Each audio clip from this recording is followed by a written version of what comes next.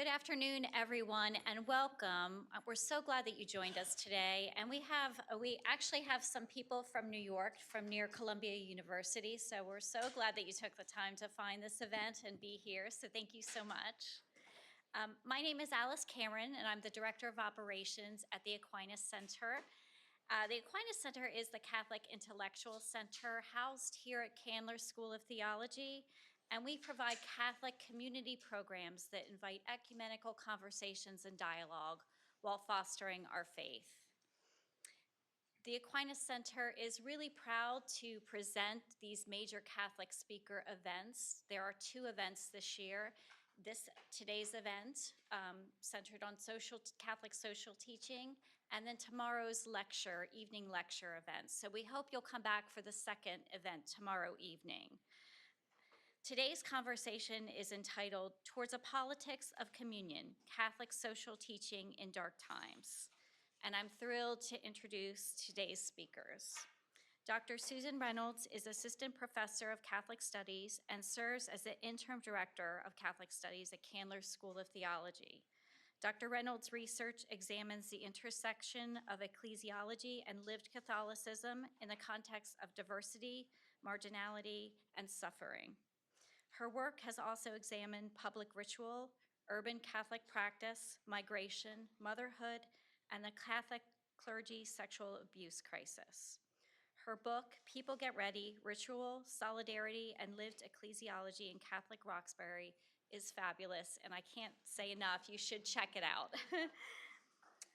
Dr. Reynolds is also a contributing writer for Commonweal magazine and is a frequent contributor to national conversations on U.S. Catholicism in the media. And Dr. Reynolds will be in conversation with our major Catholic speaker, Dr. Anna Rowlands. Dr. Rowlands is the holder of the St. Hilda Chair in Catholic Social Thought and Practice. She is a political theologian who works at the interface of political and social theory and Christian theology. Her original training was in the social and political sciences, followed by postgraduate degrees in theology.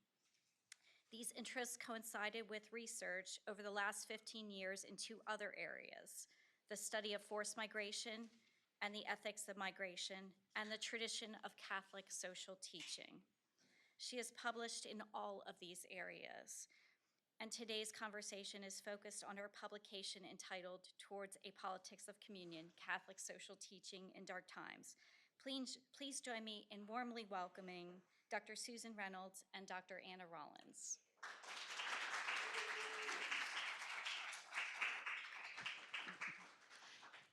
Alice, thank you so much. And Anna, thank you so much for being here. I'd be remiss if I didn't invoke the legacy of Greg Hillis, who many of you knew, our colleague here at Emory University, who passed away this past fall. He spent about a year as the executive director of the Aquinas Center. And right away, I think even during his interview, we were talking about what sort of events would you want to do?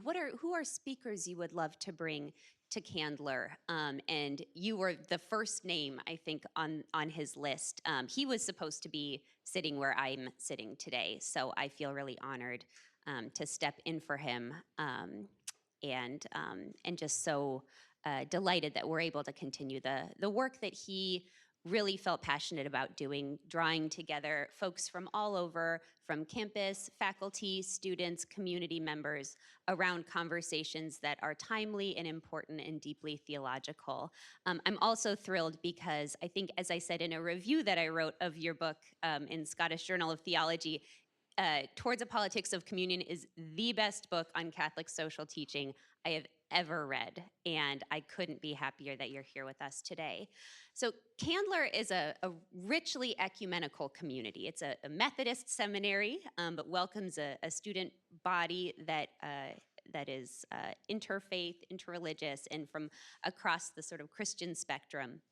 While many people here, perhaps some people here, might be familiar with certain dimensions of the church's social witness on immigration, for example, or the radical hospitality of the Catholic worker movement, folks might not be familiar with the Catholic social tradition in the larger sense. So I was wondering if you could begin by telling us what is Catholic social teaching, and why is it significant? Why should it matter to us? Thank you, Susan, for your question. And just before I answer that, just to say thank you to Alice for making the arrangements, to Greg for the original invite, and just to add my sadness that obviously he's not also here. I'd like to have both of you. That would be the ideal. And thank you to all for coming for this conversation as well. So to get to your more specific question, Susan, my way of thinking about Catholic social teaching runs something like this. It's an interesting story about the fact that we as human beings have an interesting story. And I'll unpack the two levels of story. So the first level of story is, since the Gospels were written, and from the origins of the Christian tradition, there has always been the notion that we are in Christ formed as a new society. We're formed as a new society, not to be completely separate from the society of the world, but to be a society within a society for a society. And in that sense, there is this just this givenness of the fact that to talk about Christianity is to talk about the story of being that society which is the body of Christ, which is in and for the world. The only organization that exists not for its own sake, but for the salvation of those who are outside of it.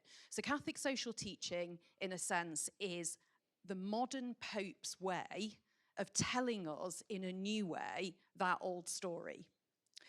And it's saying to us that we are a people with a story. We're a storied community. But there's an interesting sort of twist in why, because you might ask, well, okay, well, so Christianity's always had this long history. There's extraordinary writings in the patristic fathers, there's the medievals. They all write about social themes. The ideas of justice and peace and love, of caritas, are all there in those writings. So why did the popes need in 1891 to start this new modern tradition that became known as Catholic social teaching? And it comes out of a moment, and this is genuinely interesting to me, it comes out of a moment of both strength and weakness for the Catholic Church and for the papacy. So the Pope has lost lots of his territorial land. He's lost the way in which influence over rulers in the political realm had been moving along for a period of time. And in that moment of, in a sense, quite dramatic shift for the church, there's also big changes economically and socially. So the very idea of something that the church then calls a social question is tied to this idea of society. And that very language in itself was relatively fresh at that moment. So Pope Leo XIII decides that he's going to write the first social encyclical. And that's a letter to the whole world that's attempting to distill what does the Catholic tradition have to say as a community who is the bearer of this story about the signs of the times. And so interestingly, it picks up in particular on the condition of work and labour. It's an industrial moment, a rapidly industrialising, urbanising moment. So Catholic social teaching says, okay, if we're going to do what the patristic fathers did, if we're going to do what the medievals did, and we're going to do that for a modern world, we need to talk about these social conditions that define what it is to be human in our age. And in its simplest sense, Catholic social teaching is the ever-renewing attention that the church is called to pay to what it means to be human beings with the story of being human beings with a sacred and divine purpose in the world we live in any given moment. Thank you. Wow, that was just radiantly clear. And I see a number of students from my Catholicism in America class lighting up and remembering reading Rerum Novarum and saying, oh, that's what she's talking about. The subtitle of your book and the title of today's conversation is Catholic Social Teaching in Dark Times. And I would venture to say that many, if not most of us in this room today would identify a sort of darkness to the times that we live in today. And you clarify what you mean by that in the book's introduction, and I'd love for you to expand on it for us here. What are dark times? What do you mean by that? What makes a time dark? And what are you trying to evoke with that language? What kind of illumination do you think Catholic social thought offers us in dark times? So I chose the subtitle of the book, the Dark Times reference, partly because I quite like paradox. So I'm interested in sites of paradox, where two things that might look like they don't belong together or are in tension, actually you get a deeper understanding by looking at the heart of it. And one of the thinkers I'm really drawn to and interested in is the 20th century social philosopher Hannah Arendt, who obviously the United States became her home as a displaced stateless person from German Nazism. And she had read a poem by Bertolt Brecht. And the poem talks about the darkness of the times that both Arendt and Brecht had lived through. And Arendt is really taken with this poem about the darkness of the times for two reasons. One is that Brecht writes about the darkness of the 1930s with a kind of sharpness and gentleness about the challenge of living through them. He tries to humanize the reality of what it's like to have to make complex choices in really dark times. And the poem is written, it's written as a cry of the heart in this moment, but to an imagined future generation who are judging the people who lived in that historical moment. And Brecht is saying, you need to understand what we had to live through to understand why sometimes we looked weak in our resistance, why sometimes we found the path almost too hard to bear, and yet we knew we had to resist. And there's something about the humanity of that I think Arendt really identified with. But then Arendt put her own twist on it, and this is actually the reason why I chose it. So it might sound really pessimistic to talk about dark times. Arendt's point, which I love, is that the darker the times are, in a way, and I don't want to overplay that sort of language of darkness, but the darker the times are, the more that the human spirit has a right to some illumination. So in dark times, we have a right to demand, to expect of the world some kind of light and illumination. And what's brilliant to my mind about her construction of it, bearing in mind she's a philosopher. She sort of rejected that label for a while, but she was a philosopher. She talks about what gives most illumination in dark times is not, to quote her, theories or concepts, but lives lived well.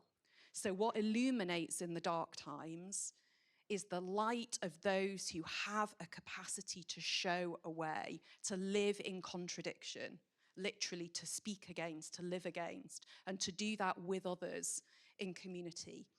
And so it precisely, for me, that was a good evocation for a book on Catholic social teaching, because it's about looking at the world unflinchingly, not pretending that things are different from how they are. And the only way that we get to something different is to be willing and courageous enough to look things in the face and bear the reality of that. But how do we bear the reality of that? How is it possible to bear that? And for her, it's through all the things that illuminate.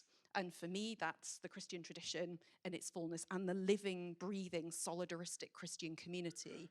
Arendt was not a Christian, but was highly influenced. She had a very complex relationship with St. Augustine, which is a story for another day. But for me, it's that the darkness of the times immediately invoke our right to illumination. And that, for me, was important. Powerful. Thank you. It strikes me that, gosh, so much.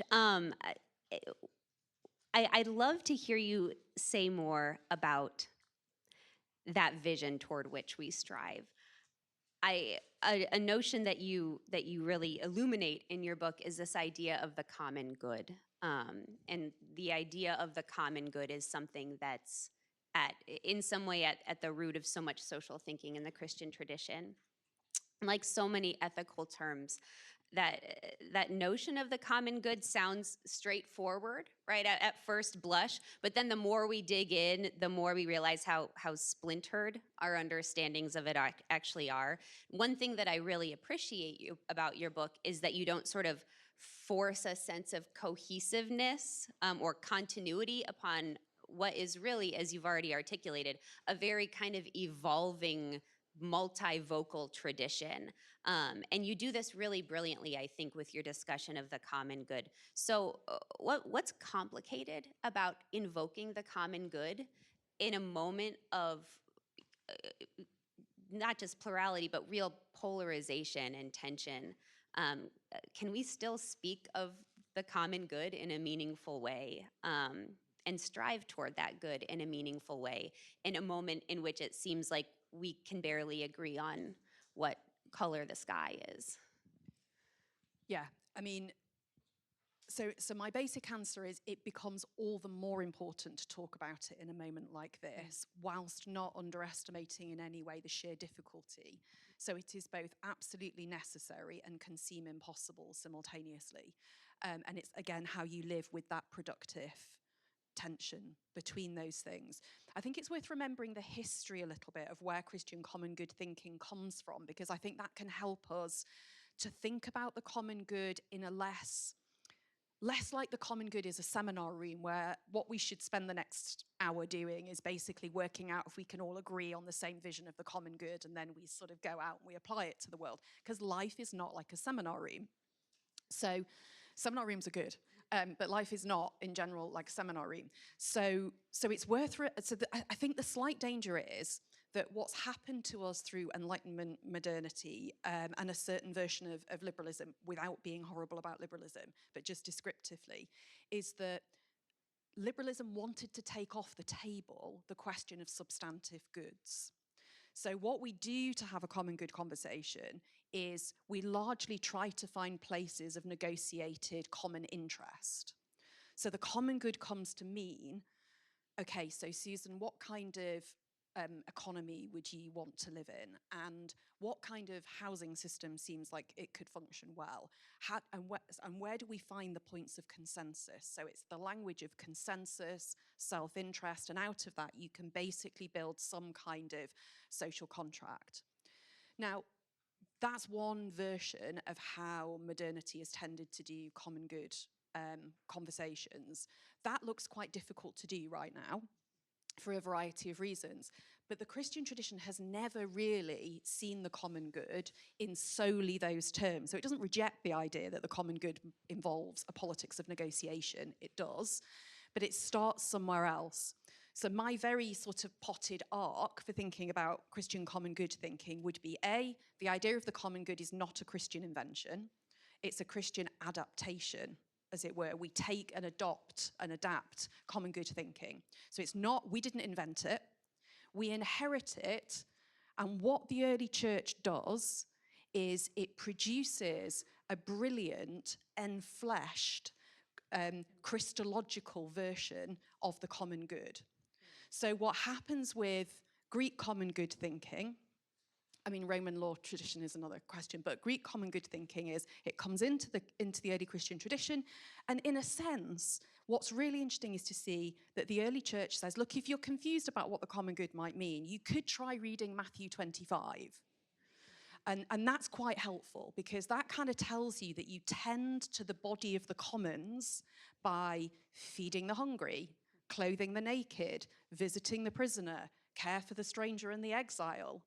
It's these embodied practices of the Acts of the Apostles where the new society forms itself. It doesn't sort of transactionally just do those things to do its duty. It's formed meaningfully through those practices, which are then taken up into, I mean, obviously, we both come from a sacramental tradition, so all of this is then tied into that as well. So it's worth remembering just how embodied Christian common good thinking is.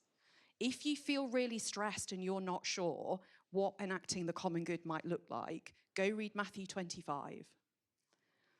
It's always possible somehow to reconnect with that enfleshed tradition of Christian common good thinking. The second thing to say about, and this takes us into the modern Catholic social tradition of thinking about the common good, is it's totally solidaristic. It's about communities of solidarity.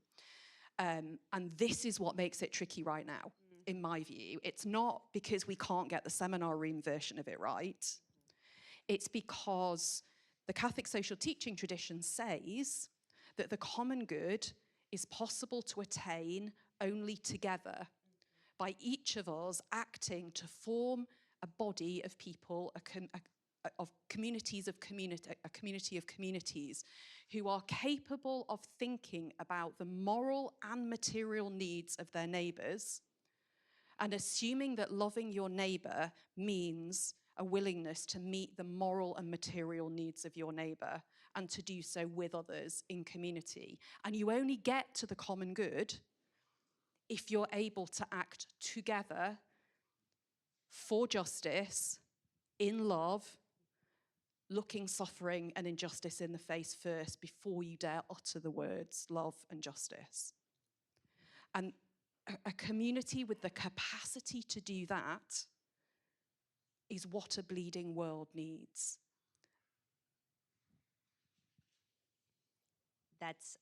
I'm reminded of that. There's a famous quote by Jane Addams, who's sort of looked at as kind of the founding mother, the godmother of what we now call social work. There's a quote that's credited to her that says, the goods we secure for ourselves are, I think, precarious and uncertain until they're secured for all of us and incorporated into our common life. And I think that idea that we're not just here to take care of our own, we're not just here to get what we need and shut ourselves off and atomize ourselves from the rest of the world, but rather fundamentally, I mean, and this is sort of an instinct that's articulated in a lot of other theological realms, but this notion that if we call it liberation or salvation or solidarity, it's all bound up fundamentally with one another. It's a communal reality first and not primarily an individual reality. Even to speak of something like salvation, it's not an individual phenomenon. To speak of salvation is to speak of a communal reality. And it's as you touched on a couple of things there that I think are very relevant to our current political situation today. You mentioned St. Augustine, and in a bizarre turn of events, St. Augustine has really been in the headlines here in the U.S. quite a lot as of late. Our Vice President, J.D. Vance, is a recent Catholic convert, and in recent media statements invoked the idea of ordo amoris, the idea that we're called to rightly ordered love, for all of you Augustinians out there, in order to justify the idea, sort of a social economic idea that it's not only human nature, but also somehow kind of divine mandate to take care of our own first, to care about our family before we care about, immigrants and refugees off in some other place. As you can imagine, theologians and ethicists had a field day with his particular reading of Augustine. What does Catholic social thought, in light of this notion of solidarity being really the beating heart of Catholic social thinking, what does Catholic social thought tell us about how we as Christians should, could, might strive to understand our responsibilities to the near and distant other? Yeah, so funnily enough, your vice president made our main news story in the UK as well, because other than having a chat with Fox News here, he did a podcast interview with a podcast called, you can listen to it if you want, called The Rest is Politics, which is run by a former Downing Street communications officer. He's very well known in the UK, Alistair Campbell, and a guy called Rory Stewart, who's a bit of a kind of intellectual politician in the UK. And he and Rory Stewart knew J.D. Vance from old days and somehow persuaded him to come on this podcast. And he gave a very similar account using Aquinas, I think, primarily in that podcast. And I did listen to some of that. And the following day, there was an extended debate on our main news programme about whether or not this was fair. And Rory Stewart's response to Vance was fascinating. And he's probably the only mainstream journalist in the UK, who could have managed to have read the part of Aquinas that Vance was using and had quite an interesting response.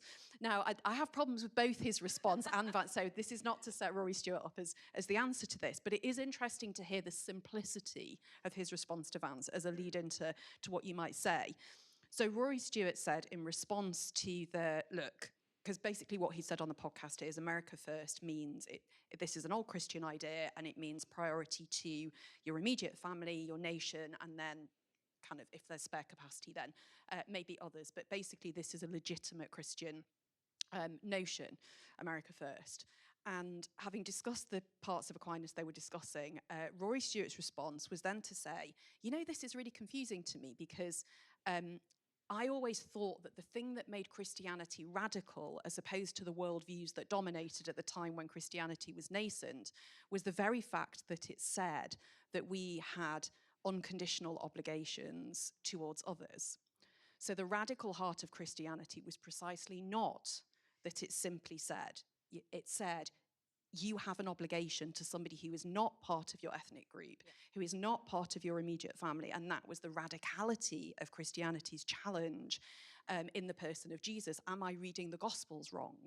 So he kind of took Vance back to the scriptures and to Christ and said, I'm kind of confused by your version of Christianity.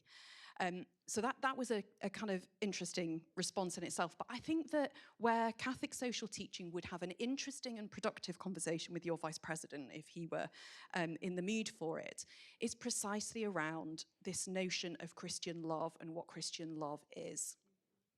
So the account that Catholic social teaching gives of Christian love, which I would argue is also the account that's there in Aquinas and Augustine, is that love is not a zero-sum game.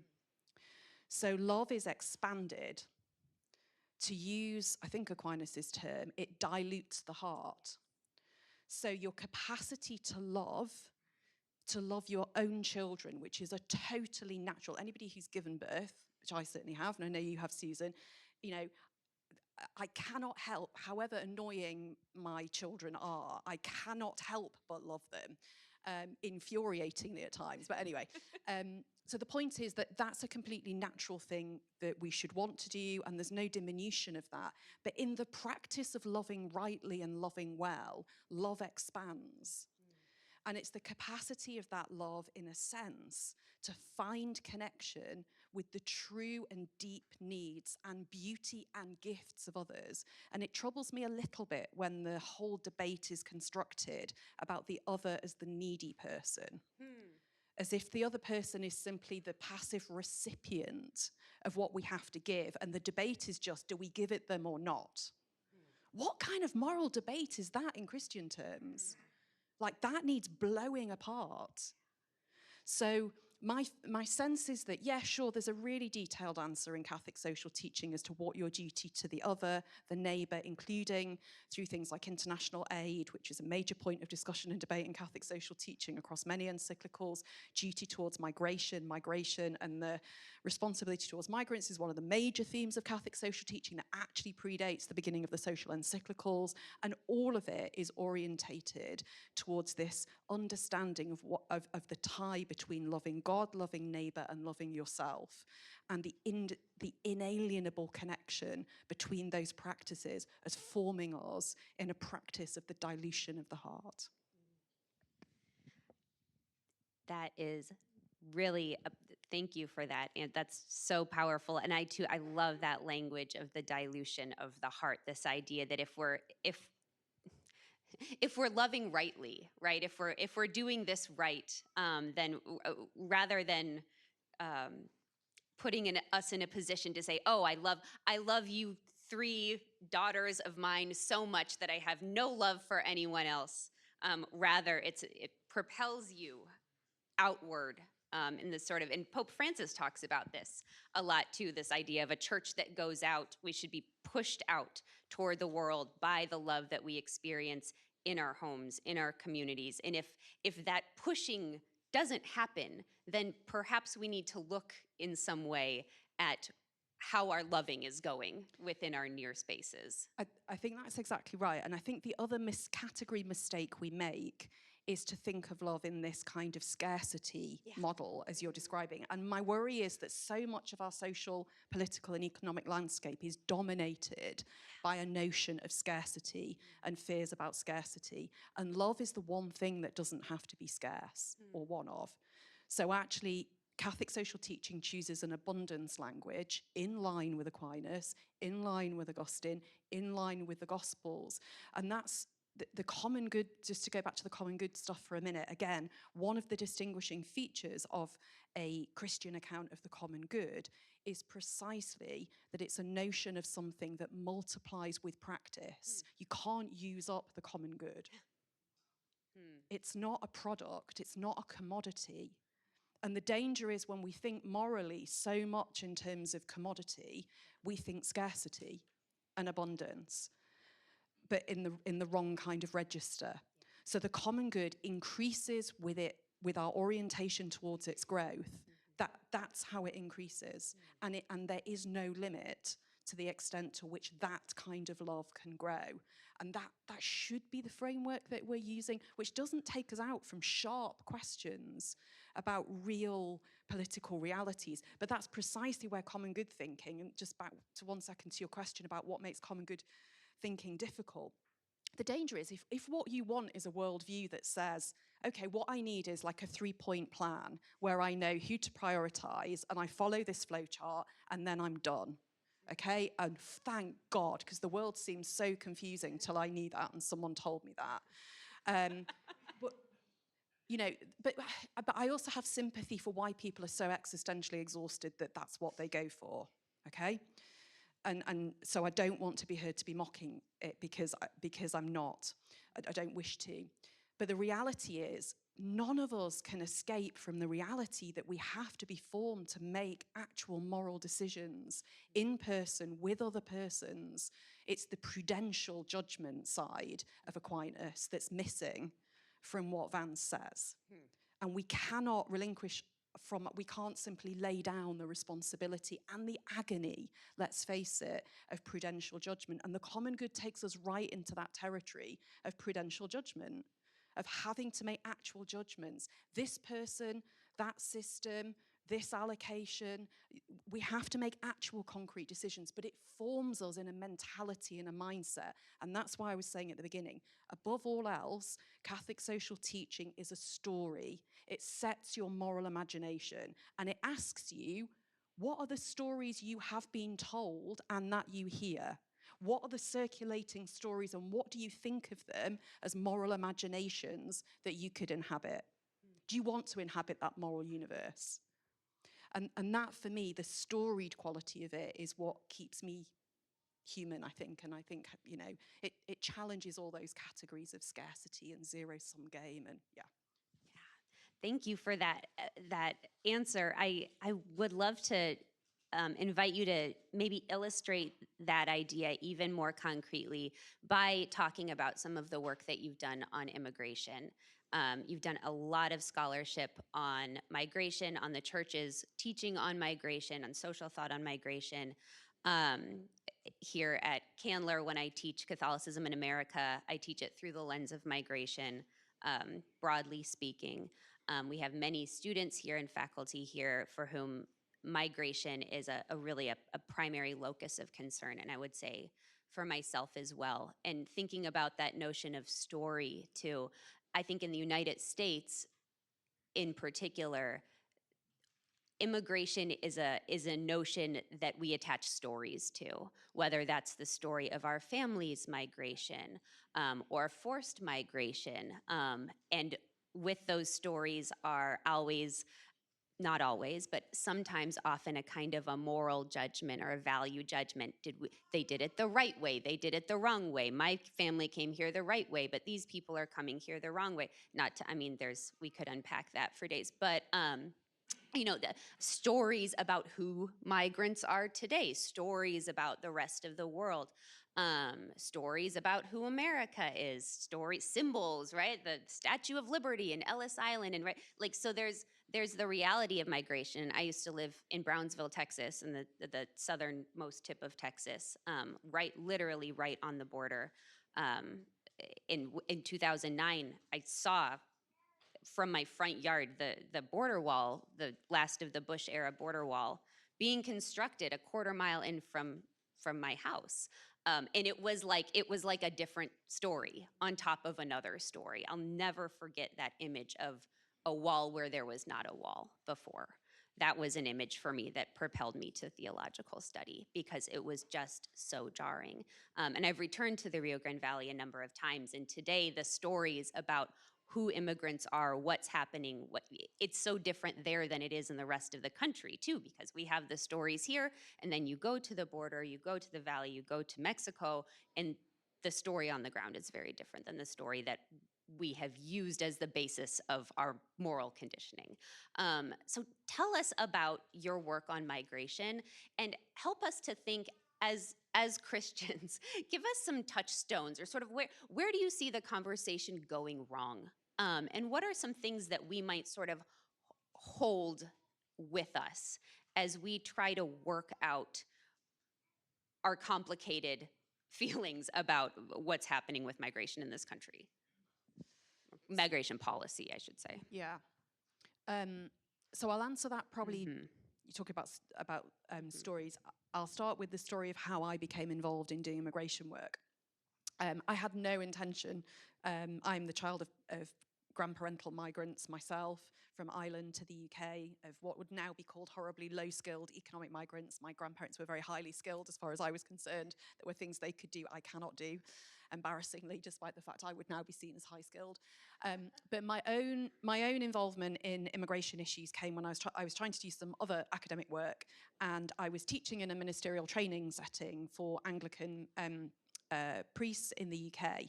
And we used to put them on placements, extended placements, in what we called horribly social contexts, as if there are things that are not social contexts, but anyway, badly named by someone at some point.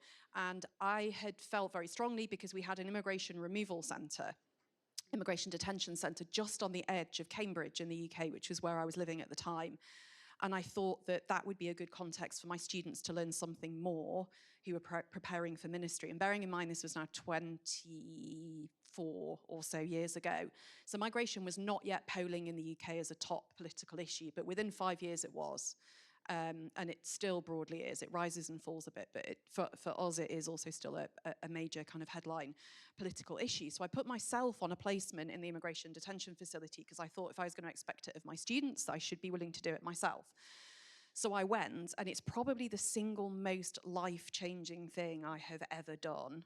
That wasn't something that just sort of happened to me, as it were, an intentional act. And I didn't think it would be like that. But it was the first time that I, as a British citizen, had to look in the eyes people in immigration incarceration who were being held in the UK system for entirely administrative purposes. So they were being held not because they had committed any crime, but simply for administrative purposes, and for what the government would describe as a deterrence policy. So you deter other people coming if you make things as difficult as possible. It's very simple. And they felt that this was also a way of managing public opinion. And I met people in the detention facility who just blew my mind, frankly.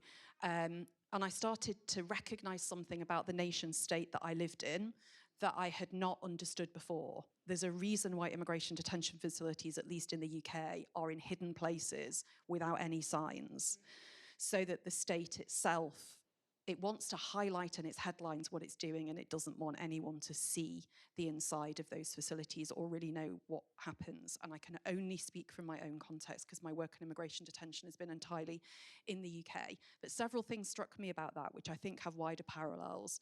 The first is that most people migrate either because they're in a situation where they have no choice, i.e., they are because of situations of war, conflict, resource issues, etc. So they migrate when they didn't want to migrate.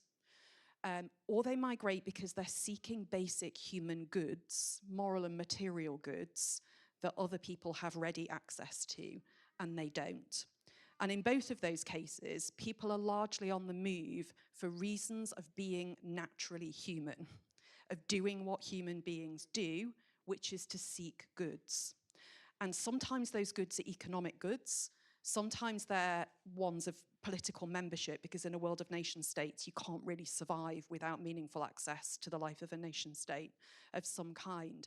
But they're doing something so absolutely innately natural to them that state policies are at real risk of simply trying to contravene something so fundamentally wired into human nature that those policies will always fail. And in failing, they will also do desperate harm. So they don't fail without cost. So there's something to me that smacks of kind of madness, like meaning the sense if you keep doing something and it produces the opposite effect and you keep doing it anyway, because human beings will naturally seek. I mean, you know, you read Aquinas, what does Aquinas say human beings naturally seek? Yeah, we seek our survival, we seek our flourishing, we seek to extend ourselves to realize our excellence as human creatures. And if your life is threatened, you do everything to preserve that life. So from my perspective, what's helpful about Catholic social teaching is that it doesn't indulge in the madness. It tries to speak in human terms to help humanize a situation that has become, for everybody involved, dehumanizing. And how we begin to switch, I just think that technical shifts in this public policy or that public policy, sure, they can make it better. The second involvement I had in immigration stuff in the UK was negotiating the end for a 10-year period, because we lost it after 10 years last year. But I was involved in negotiating. I was the vice chair of the panel that made the recommendation to government on how to end the detention of children and families for immigration purposes in the UK. That's the thing I'm proudest of that I have ever been involved in. And last year was desperate because the government decided to start detaining children and families again. But that taught me that you can make changes that make a real difference. For 10 years, children were not detained. That's a good. No matter that the rest of the system was still crazy, that was still a moral good to achieve, and community organising in that instance achieved that good. But we have to rethink the entire way in which we're framing what moral goods are within an immigration system. And unfortunately, that takes us into the heart of some of the discussions that are very difficult to have about the nation state, what it exists to do, and the way in which we negotiate the exchange of goods within a community and the distribution of goods globally. And again, one of the distinctive hallmarks of a Catholic social teaching approach to the common good is it says in a globalized era, you have to be able to talk about the common good at a global level, which doesn't mean to create huge global systems for everything. But if you cannot think about how your nation state fits within global flows and dynamics, you can't say that what you're doing is achieving a genuine common good politics. You can't have a one nation common good politics on issues like climate or migration or even taxation, frankly, in the world that we live in. That's such an interesting way of putting that, because it strikes me, I'm thinking about the scarcity mindset that you identified that governs or purports to govern so much anti-immigration policy in the United States. But the fact is, there is enough for everyone. And there are, I mean, in sheer economic terms, the idea of mass deportations would, aside from the much more palpable and obvious, like human and, you know, dignity aspects, also just economically devastate the United States. And it strikes me that there's a different good that we seem to be safeguarding, which at the end of the day isn't, oh, we don't have enough material goods to go around. We don't have enough food. We don't have enough housing. We don't have enough this. That's really ancillary. It seems to be this idea of access to America, right? Or to a national identity, the privilege of claiming a certain membership in a nation that thinks of itself as exceptional, as really this kind of symbolic good that there's a desire, I think, to kind of hoard. And there's I don't know, so I appreciate Catholic social thought for many, many reasons, but I think one of those reasons, precisely as you named, is to kind of bust us out of this boundaried thinking about who we are, who we belong to, whose we are, who our neighbor is, where our allegiances lie, first and foremost. There's a capaciousness to it. My students make fun of me for using the word capacious all the time, but there's a capaciousness to it that I find reorienting for me personally when I find myself in this spiral of thinking about things as a zero-sum game. Yeah, I mean, Chimamanda Ngozi Adichie, the Nigerian novelist, says there's always more than one story. And one of the things that I find myself thinking about a lot, I live in the northeast of England, and where I live traditionally was a coal mining, steel area. And the communities that surround my relatively small and very privileged university had coal mining taken away from them very suddenly during the era of Mrs. Thatcher's government, so in the 80s, and they were gone basically by the 90s. Nothing has replaced that industry in the place where I live. Nothing has replaced the masculinities that were so inherently tied to the sheer raw physicality of the labor that was involved and the risk to life that was involved in that work, nor the solidarities that were built up amongst those communities.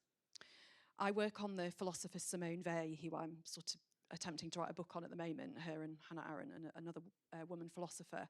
And Simone Weil talks about uprooted communities.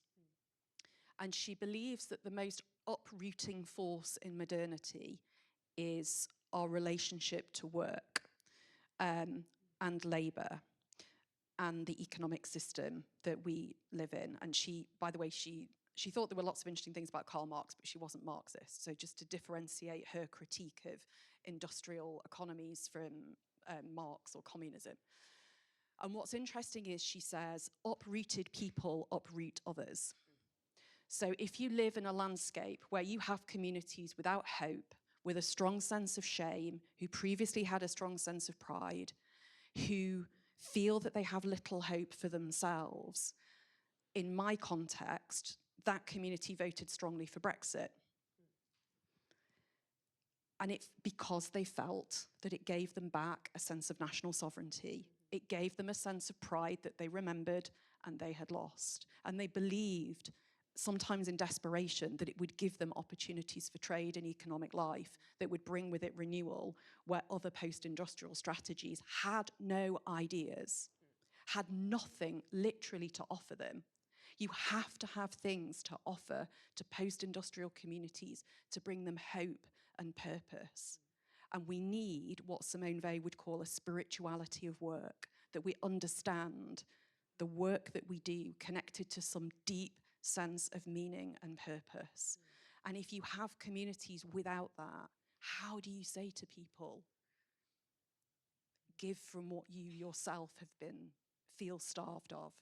And I think unless we understand some of those stories as well, it's all these stories that we have to be able to somehow hear together in a way that we can look at what feels most real to people. People are voting strongly emotionally at the moment from all perspectives. And it's like politics. I mean, again, Simone Weil says, which is not, she has an interesting version of patriotism. She doesn't mean this in an anti-patriotic way. The nation state is a cold thing. And we're human beings and we crave something made of flesh and blood to love. And her view is that, in a sense, we can't be saved by the state. We have to find ways to reroute communities within a system that opens us up to a deeper sense of humanity. But that's structural, not just personal. And again, that's the language Catholic social teaching speaks in of justice. It's always structural and personal. Can we see that, but can we hear the stories and understand the emotions of people whose lives are both structural and personal? That's enormously helpful.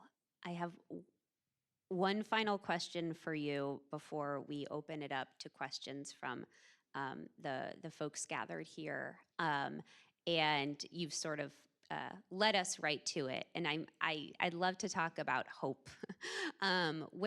What gives you hope? Not to ask a leading question because you can answer this in a variety of different ways.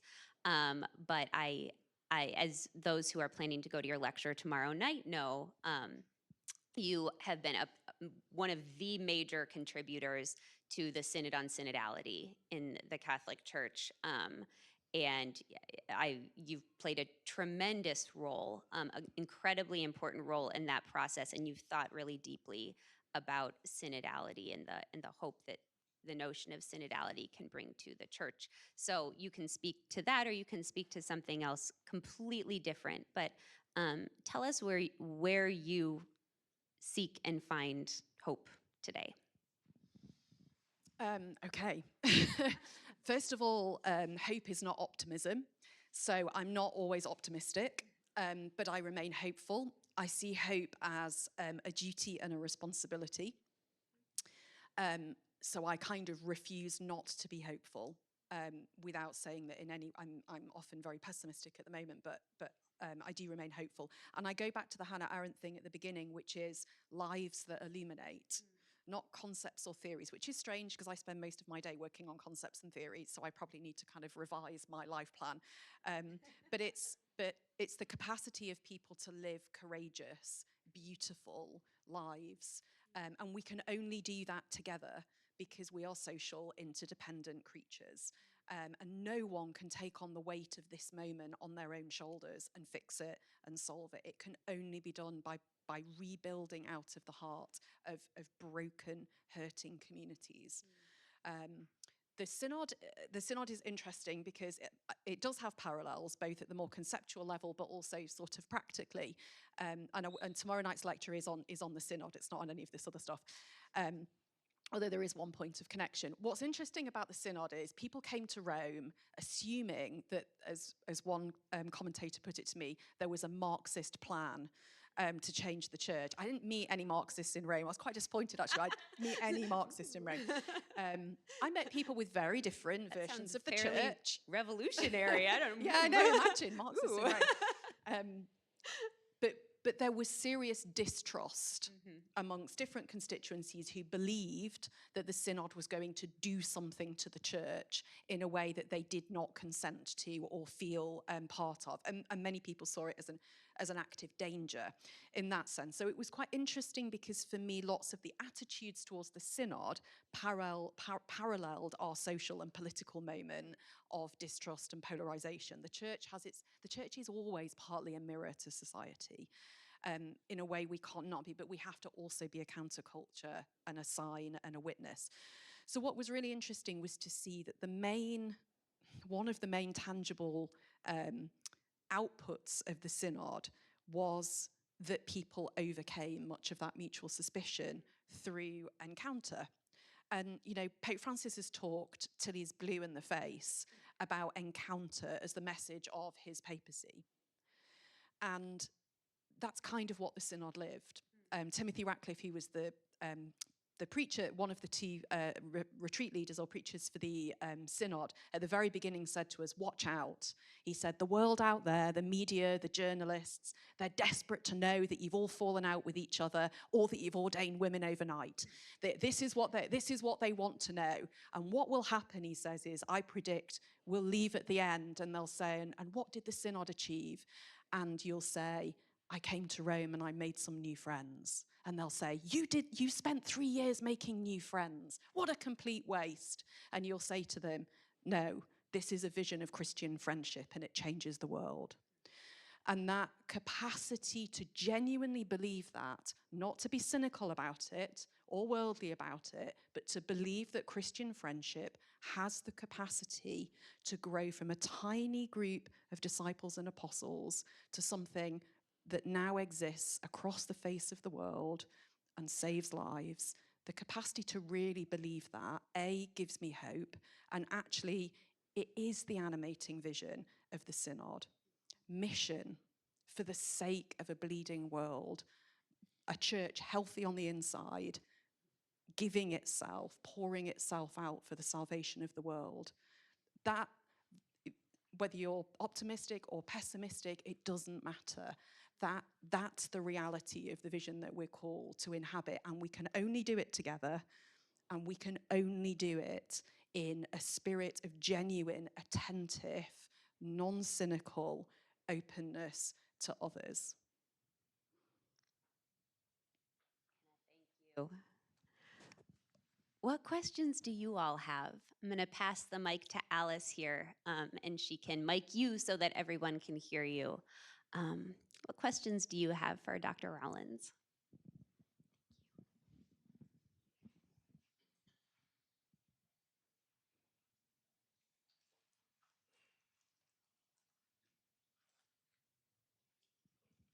Thank you so much. This is so much to take in for somebody like me who is not a theologian, went to school 45 years ago. Where can we, obviously, be reading your book? Where else can we find good sources for hearing this, reading your writings and being able to absorb it more fully inside? Well, the tradition that I'm talking about today is the Catholic social teaching tradition. And the good news is it's all free and it's all online. So in all seriousness, reading some of the words of Pope Francis, the most recent social encyclical, which now feels not that recent because it was at least like 5 years ago or something, wasn't it? Fratelli Tutti. What's interesting about Fratelli Tutti is it landed in a moment where it kind of didn't land. Which is an interesting thing in itself, and I won't talk about now. But now is a moment to reread Fratelli Tutti, to reread the chapter on a better politics, to reread what it says about a world of kind of massified interests, of brokenness, and the kind of the hollowing out of political language, and the vision of hope that it offers in the place of that. So I'd almost say don't read my book, read Fratelli Tutti. You can do both, that's true. It's not scarcity, it's abundance. Yeah, I forgot. Hi, my name is Gabriella. I'm an undergraduate student in the business school. My question is a little more just on clarity, because I really appreciate what you were saying about there's no scarcity of like love, like you can, like it just doesn't run out, right? And I think I was a little confused on, because I hear the idea of like odorous amores, and then I hear what you were saying about that podcaster saying like there was a radicality in us loving our neighbor that we can see in the scriptures. But I'm looking like, I feel like they go together. I don't think them go against each other. And I see, okay, because obviously an excellent quote comes to mind. St. Mother Teresa like does so much on social work, and she says, to someone who went there, go back and love your family. Yeah. I guess maybe you already answered, and there's no confusion more. But how do we like, I guess, look in practicality? How does that look when there isn't an order, but also bringing out like it eventually does end in loving the ones afar, if that makes sense? Just say the last bit again. How does, like in practicality, it looks like following Odorus Amoris, but also in the end reaching that far neighbor? Yeah. So one of the things that I would talk about is love. So love loved in the right way is in itself ordering. So rather than there being an order of love in a sense, which is not in any way to take away from that phrase, but love is ordering in itself. The capacity to love helps you order things in your life. So the capacity to love people at a distance and love people near to you, for an individual, I don't think is intention. I struggle with the idea that for an individual that those things can be intention. I think what's happening politically is the attempt to turn that idea into a political theology that the state can use. So that you say, well, we don't have international aid because we need to make sure that we deploy any financial resources that we have for our immediate near neighbours. So it offers it's as if it's saying it orders a political theology for ordering distributive justice. Now, that is a different kind of argument from the sort of Mother Teresa argument of how do I make sure that I love anybody who I have a capacity to extend love to. And I think that the deep danger is of using that kind of political theology to apply to a model of statist distributive justice. That strikes me as really troubling, and that needs to be rethought. My own sense is that one of the ways in which we can very often, and I'll draw on the example of my own migration research, not my own research, but my own knowledge of migration work, very often the solution for better policies on migration is at the regional level, so between regions. And one of the ways in which we could actually grow capacity to welcome people, for example, who are refugees and seeking asylum, is through regional partnerships. And the evidence is within migration studies that if you had regional partnerships, you would be likely to extend the capacity of the world to be able to receive. When you do things just at the meta-state level, it tends to reduce those possibilities. So again, for me, the danger is of only thinking in terms of the nation state and the politics and indeed the political theology of the nation state, and the danger of squashing out all the other levels at which we're capable of operating to ensure better distributive justice in the international scene. And I'm picking on the example of regional partnerships and migration as one example of that, but there are others around trade that you could think of. So anything that allows us to be fundamentally cooperative and to extend and expand the possibility for non-suspicious cooperation to maximise the goods of the earth reaching the hands of everyone in a more equitable way. And the principle that we haven't mentioned from Catholic social teaching so far is what's called the universal distribution of goods. Sorry, the universal destination of goods. And that basically says the goods of the earth are intended, God creates all of the material goods of the earth to meet the needs of every person who is born. The question then is our responsibility as human beings for how we organise the distribution of the goods that exist within the created order. And if those goods are not meeting the needs of all in an equitable way, which then brings up the question of what equitable looks like, then we're failing in terms of our duty to the universal destination of goods. So we have to rethink distributive justice. We can't only do that at the level of the nation state, because in the world we live in, it probably won't work to only do that. So we have a capacity to reach our far neighbour by rethinking our capacity to organise ourselves humanly at multiple different levels in different forms of collectivity in order to achieve that good of distributive justice. The problem is, the slight hitch, you've got to believe that distributive justice is a good in itself. And not everybody does.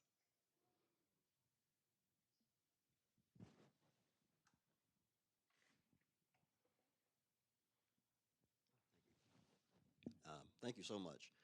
My name is Terry, THM. One thing that intrigues me about the Catholic tradition is the fact that it is international in its structure. When Catholics from all over the globe get together in Rome for synod or whatever, and you're trying to figure out these global problems, I'm interested in, and my question is, what is the disposition toward Catholics, particularly in the United States? How has American citizenship, you talked priorly about how American citizenship is this thing that is, or you spoke about it, which I agree completely with that. American citizenship is this thing that is just, it must be guarded at all costs. How does that idea about American citizenship affect Catholics living in America and their ability to cooperate globally with the rest of Catholics around the world, if that makes sense? Yeah, just to clarify, do you mean how are American Catholics perceived by other Catholics in that global kind of context? No, it is a good question. So one of the things that's most interesting about the synod is the fact that lots of Americans and Europeans turned up thinking that kind of North American and European questions and realities and cultural context would kind of be really important on the agenda. And in fact, that encounter with a truly global Catholicism, we're really bad at as Catholics at the moment at being a properly global Catholicism. That's not, you know, we talk about it being our strength, but actually it's still a very, frankly, European and white dominated reality, just to name it really clearly. And actually, in fact, Africa and Asia in the synod were really important continents for challenging many of the assumptions of a North American and European mindset and worldview in a way that was productive. But that's one of the reasons why interculturality, the capacity to be a community of communities in a truly global way, and not just thinking about enculturation as like applying the gospel to a context, but really thinking about how God reveals in the specificity of context and history and time and place, and really taking that seriously. So in a way, it was like the moment of the slight marginalization of North American and European concerns, and the need to pay attention to and listen to voices from what is the majority church context increasingly, and to understand the pressing pastoral realities in those contexts and allow those to be rising to the top of the agenda, and also to be aware of the power dynamics that have been involved in trying to really think of ourselves as a global Catholic community. So one of the issues in my own context, for example, is priests, like a reverse mission scenario where we have many priests in England and Wales, where I live, who are from West Africa, from Asia, and many of the sending churches are talking about the kind of slight injustice dynamics of the way that kind of reverse mission is operating. So in a sense, I don't think there was a big issue about the perception of North America in that sense, but there was a rising attention to questions from other parts of the Catholic world, and an allowing of that to set the agenda and to really encounter that. I mean, the other issue actually where the sort of North American bit or the USA bit of the more general North America bit comes into play is that the synod innovated what were called continental assemblies. So instead of just getting grassroots reports, which we did, and then just sending them to Rome and all meeting in Rome, for the first time there were meetings at the level of the continents. So that meant the American Bishops' Conference, and so basically it was Canada and the US together. Now, in Europe, that also meant that it was Europeans meeting together, and very often the biggest differences, ideologically, if you like, showed themselves in continental assemblies rather than at the global level. And that's very often, I think, because countries who are near neighbours don't necessarily know each other so well. And we don't recognise how formed we are by our very recent political histories in ecclesial terms. So, for example, the church in Germany and the church in Poland, just over the border, and understanding why the pastoral realities in a post-communist context and the church being formed in a post-communist context compared to one that wasn't. Obviously, Germany's not a great example because East Germany was. But those realities were often sharper between people who shared a border rather than global blocks, which is what people thought, oh, it'll be, you know, sort of the global south versus the global north. It categorically was not. But were there real tensions and differences between near neighbours who are still dealing with and processing very recent histories and identities? Oh, yes. So we have time for one more question.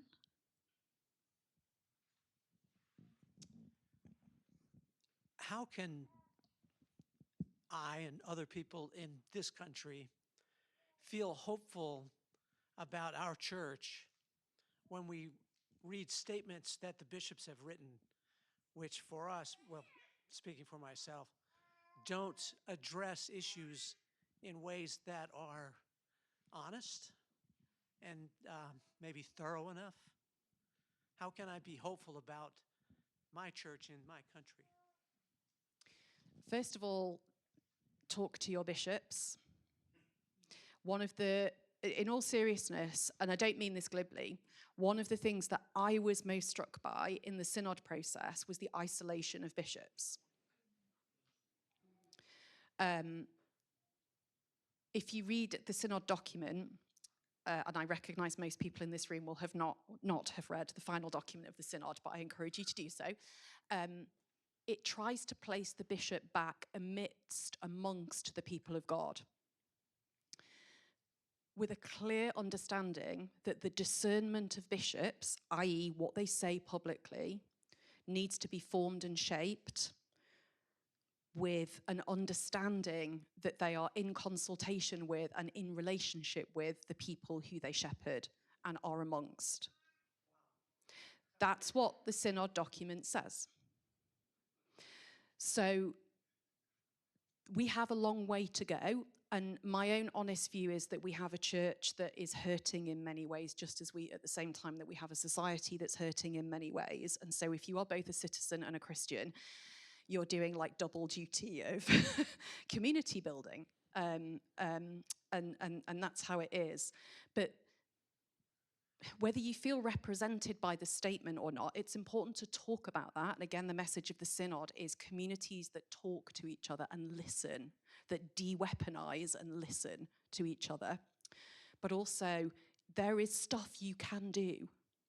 Whatever the statement of the Bishops' Conference is, your parish, your community, your diocese can be active on the issues that you are most concerned about, but it requires that level of together forming those practices, the Matthew 25 practices, which are structural and personal, and the capacity to simply get on with doing it. And that's what Christians have done all over the world. And if it gives you any hope, amongst the most moving contributions to the synod, and I'm one of very few people who read every single grassroots report that came in at the first stage, because that was one of my jobs in Rome, we had submissions from the church in Ukraine, from the church in Russia, from the church in Jerusalem. And reading the fact that they had got together under the most awful circumstances to produce these reports and spoke of hope gave me a huge amount of hope, because they are forming extraordinary communities in the context of the most awful situations. So that, you know, what in a sense we need is a solidarity of hope across people who accept themselves as wounded, and have a capacity to live out of those wounds in a way which is joyful towards resurrection.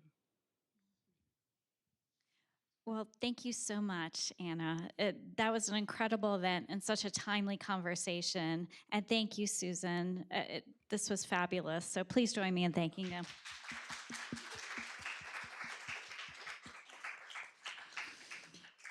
And before you leave, we do hope you join us tomorrow. Tomorrow evening at 7:30, we'll be in Cannon Chapel. Dr. Rowlands will be talking. Her presentation is entitled "Casting Our Nets: The Vision and Challenge of the Synod on Synodality," and we hope you join us. Thank you so much for being here. Good afternoon.